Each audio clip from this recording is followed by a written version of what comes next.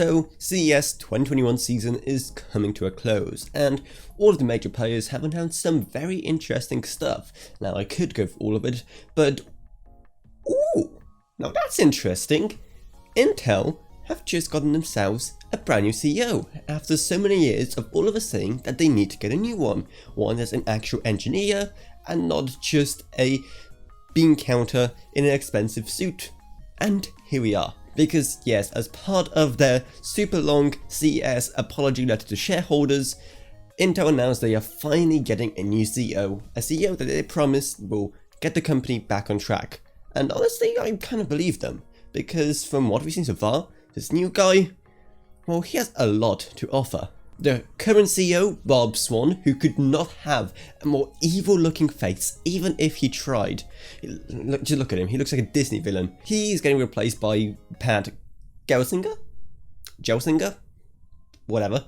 Who is currently the CEO of VMware, and that fact already should be pretty encouraging for shareholders and people like you and me who really want Intel to do well and who really want Intel to create some truly amazing products.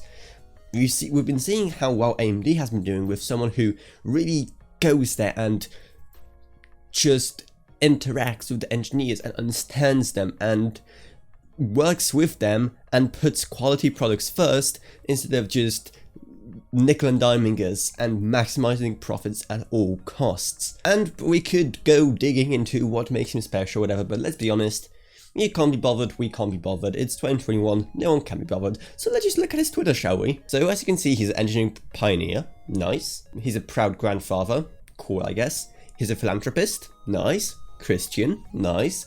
And a farm boy at heart, cool. Also, why on earth do you think that said femboy at heart for a second? Jokes aside, I think this will be an absolutely amazing change for Intel and definitely the big change they needed if we want them to really stay competitive and push the industry forward. Because at the end of the day, we may laugh about how Intel is still stuck at 40nm and how their products are super overpriced, but at the end of the day, competition is what drives the market forward. And if Intel in the future, thanks to this new CEO, does provide new better products, then just better for everyone. I really couldn't care less if my PC is powered by Team Red or Team Blue, as long as it's powered by a CPU that is good value with good performance.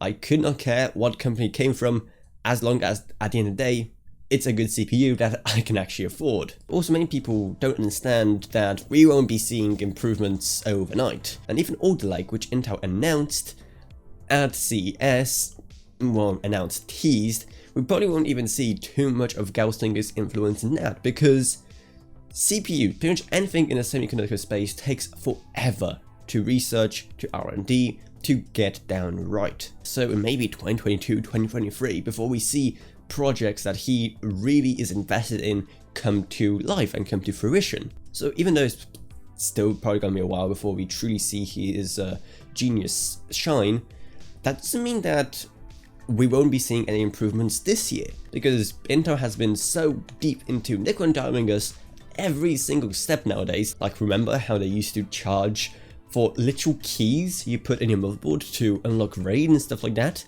Yeah, they've been pulling a lot of stuff like that, and a lot of stuff that can simply be fixed by firmware updates, which can be done at pretty much any time. And I'm really hoping that Gelsinger will do, because it just makes sense. For example, one of the biggest ones that people have complained about recently is the fact how Intel is locking higher memory speeds on lower end motherboards. So if you want your memory to run at its highest possible speed, well, unless you go for a Z series board, you kind of can't do that. And it's all just firmware. They could very easily fix that, and hopefully we'll see those kind of things finally go away. So let me know what you think of this change. I really think that this will be really a start of a new chapter for Intel, and I really think that it's just what they needed if they wanted to stay competitive. If they were really falling behind that much and they needed to change a CEO, that should really tell you something, because that's the kind of position that AMD was in back when the FX series of CPUs ended up being a bit of a flop. And out of that we got Lisa Su, who has been an amazing CEO for the company thus far.